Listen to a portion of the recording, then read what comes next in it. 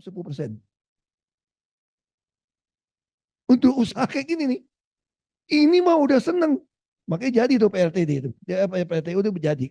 Dia yang bayarin. Gue beresin, tenang. Jangan pakai uang Pak Bupati, saya beresin. Kita udah seneng, dia bilang. Bisa. Kayak begini katanya. Nah ini contohnya.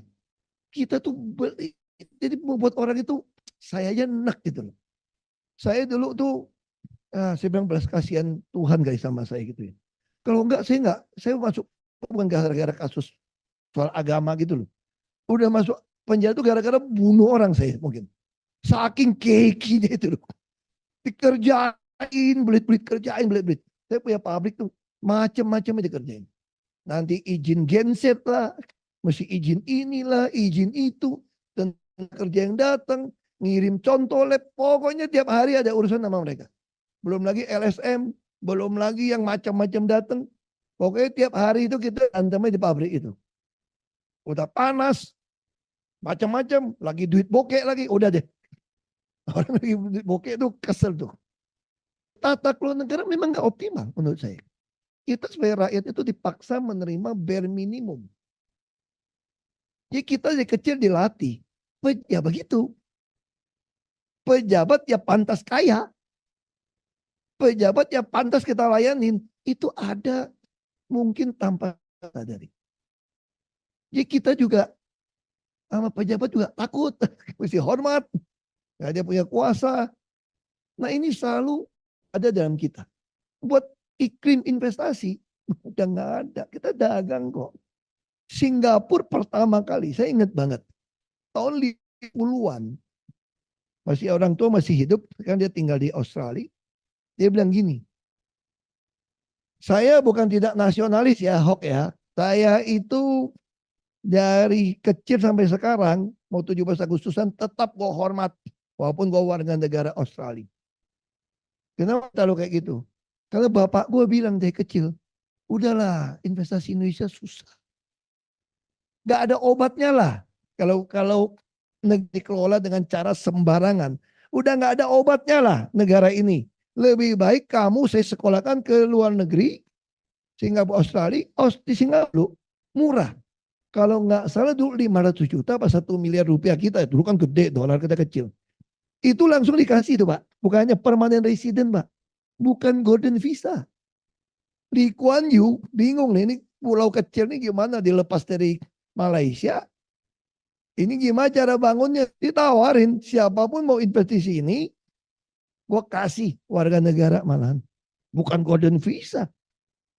Masalahnya kita dikasih warga negara kita gak mau kali ya. Itu yang kita tak tahu. Kan kita disuruh kabur kan. Nggak apa-apa. Kalau mau kabur dulu apa? Kalau saya setuju. Asal bring dollar home. Gitu kan. Kalau bawa dolar pulang oke. Okay. Jangan bawa dolar ya. Gue juga banyak di rumah. Dolar bu. Supaya jadi kaya katanya. Lapangan tanding juga gak merata. Itu yang dikeluhkan oleh para industrialis. Misalnya gini. Saya pernah protes bea cukai berkali-kali.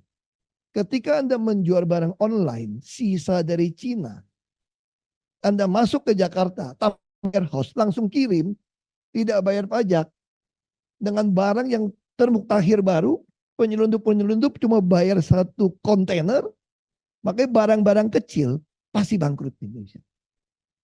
Karena kita nggak sanggup, dia sisa barang reject kan, barang reject 1% bisa melebihi produksi kita untuk industri sejenis. Masuk, dia cuma balikin modal material bahan baku.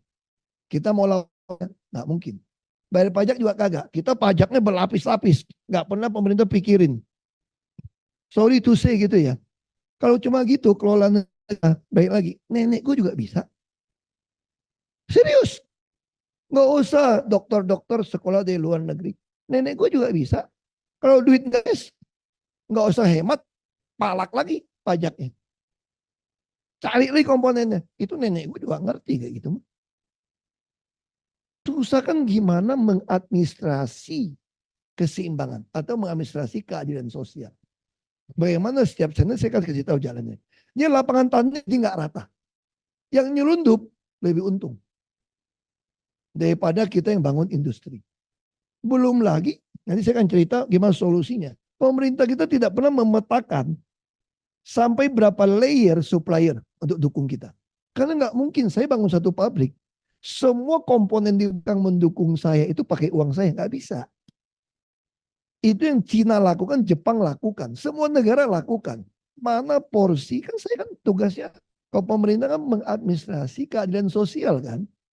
Jadi bagaimana ngatur duit nih, keseimbangan ini yang kita atur. Kita nggak benci orang kaya. Bilang orang kaya nggak apa-apa, biar dia lebih kaya. Tapi lu mesti bayar pajak yang benar. Orang miskin, kita juga nggak benci orang miskin atau memanjakan orang miskin. Menegakkan aturan. Kita bicara aturan, meratakan lapangan tanding kita. Supaya pemainnya oke. Ini yang terjadi lebih gawat lagi demokrasi kita nih. Penguasa jadi penguasa. Penguasa plus pengusaha dia. Celaka. Hampir semua investor asing yang masuk. Kalau Anda pelajari Ultimate Beneficiary Owner-nya, UBO-nya di atas, pasti ada oknum pejabat atau keluarganya. Dia punya saham.